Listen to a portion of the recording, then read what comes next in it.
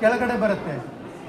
ಗೋಡು ನೆಕ್ಸ್ಟ್ ಅದಕ್ಕಿಂತ ಸಣ್ಣದಾಗಿರುತ್ತೆ, ಅದು ನೆಕ್ಸ್ಟ್ ಲೆವೆಲ್ ಬರುತ್ತೆ. ಜೇಡಿ ಮೇಲೆ ಇರುತ್ತೆ, ಅದ್ರ ಮೇಲೆ ಸಾವಯವ ಅಂಶ ಇರುತ್ತೆ.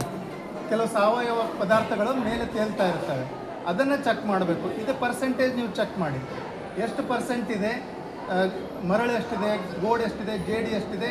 1 ಗಂಟೆ 2 ಗಂಟೆ ಆದಮೇಲೆ ತಾನೇ ಸೆಟ್ಲಾಗುತ್ತೆ. ಸೆಟ್ಲಾದಾಗ ನಿಮಗೆ ಗೊತ್ತಾಗುತ್ತೆ ನಿಮ್ಮ ಮಣ್ಣಿನ ರಚನೆ ಹೇಗಿದೆ ಅಂತ. ಇದು ನಾರ್ಮಲ್ ಮಣ್ಣಿನ ರಚನೆ. ನಾವು ಜೀವಂತ ಮಣ್ಣು ಅಂತ ಹೇಳ್ತೇವೆ. ನಮ್ಮ ಭೂಮಿಯಲ್ಲಿ ಜೀವಂತ ಮಣ್ಣು ಅಂದರೆ ಅದರಲ್ಲಿ ಜೀವಿಗಳಿರಬೇಕು.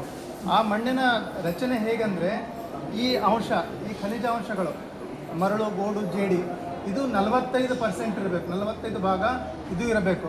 ಆಮೇಲೆ ತೇವಾಂಶ ಅಂದರೆ ನೀರು ಮತ್ತು ಗಾಳಿ. 25% ನೀರು, 25% ಗಾಳಿ, ಇದು ಎರಡು ಸೇರಿ 50% ತೇವಾಂಶ ಇರಬೇಕು. ನಮ್ಮ ಭೂಮಿಯಲ್ಲಿ ನಾವು ಮಣ್ಣು ಮುಟ್ಟಿ ನೋಡಿದಾಗ ತೇವ ಅನ್ನಿಸ್ಬೇಕು, ತಂಪು ಅನ್ನಿಸ್ಬೇಕು, ತೇವಾಂಶ ಇರಬೇಕು. ಅದು ಜೀವಂತ ಮಣ್ಣಿನ ಲಕ್ಷಣ. ಇನ್ನೊಂದು 5%, ಕನಿಷ್ಠ 5% ಆದರೂ ಸಾವಯವ ಅಂಶ ಇರಬೇಕು. ಇದು ಸಾವಯವ ಅಂಶ. ಒಂದು 5% ಆದರೂ ಸಾವಯವ ಅಂಶ ಇರುತ್ತೆ. ಏನಕ್ಕೆ ಇದಿರಬೇಕಂದ್ರೆ ಜೀವಿಗಳಿರಬೇಕಾದ್ರೆ, ಬದುಕಬೇಕಾದ್ರೆ ಅದಕ್ಕೆ ಗಾಳಿ ನೀರು ಅಗತ್ಯ.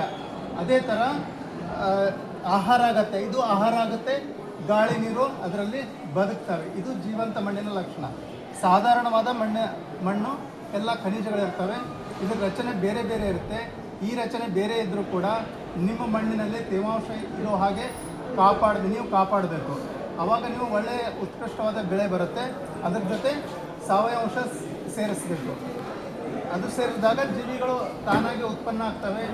ಅದನ್ನು ಬೆಳೆಯೋಕ್ಕೆ ಏನೇನು ಬೇಕೋ ಎಲ್ಲ ಕೆಲಸಗಳು ಮಾಡ್ತವೆ. ಇದು ಬೇರೆ ಬೇರೆ ಮಣ್ಣು.